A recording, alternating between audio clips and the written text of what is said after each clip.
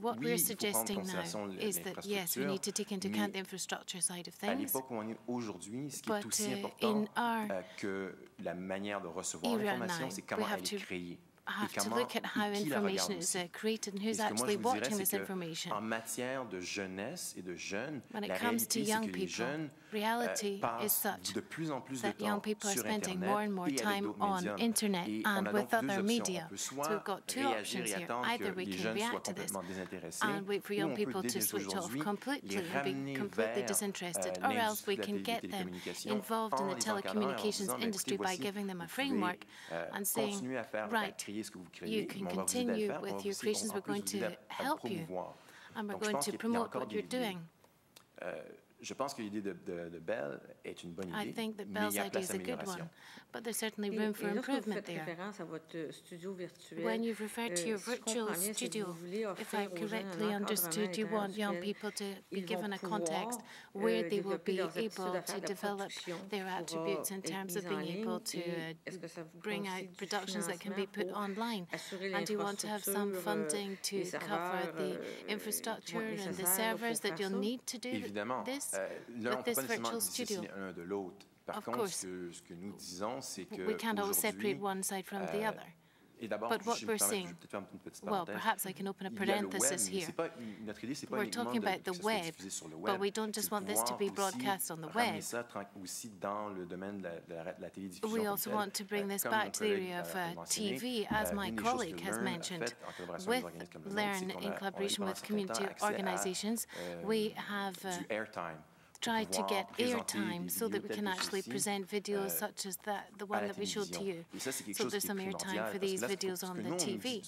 That's very important for us. Instead of considering online media separately from traditional media forms, we believe we can have a crossover between these different media. It's a question of creation and also dosing all of this correctly. When it comes to these young people involved in your non-profit making organization, how do they actually find where you're at? Well, there's different ways of promoting this, and perhaps I can turn to my colleague to explain this. Through a whole network of school boards. It's not really very complicated. For example, our organization has an RSS feed, and we reach all the teachers, all of the schools, all the school boards, school districts, and that's really the easiest way to do it. We never have any problem reaching them and getting across the message. And we, 2 years ago, had a television show called School that aired for 2 years on CTV in Sunday mornings. We purchased the airtime.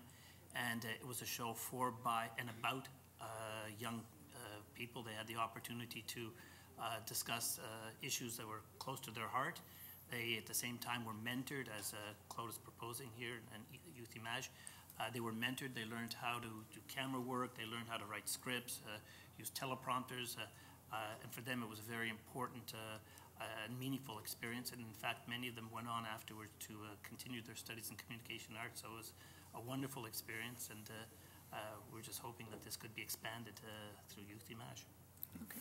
And if I may add one more thing, the fact that we're using the online world as a means to connect means that you from up north, from BC, from Quebec, from Ontario, from out east can interact together. So it's not. So it takes in consideration the local flavors and the local way of viewing things, but bringing in those people together to have a national impact.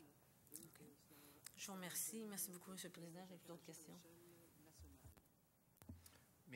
Thank you very much. I don't have any other questions. Thank you very much. That was very clear. We don't have any other questions to put to you. Thank you very much for your participation. I will now ask the Canadian Media Production Association to come to the presentation table.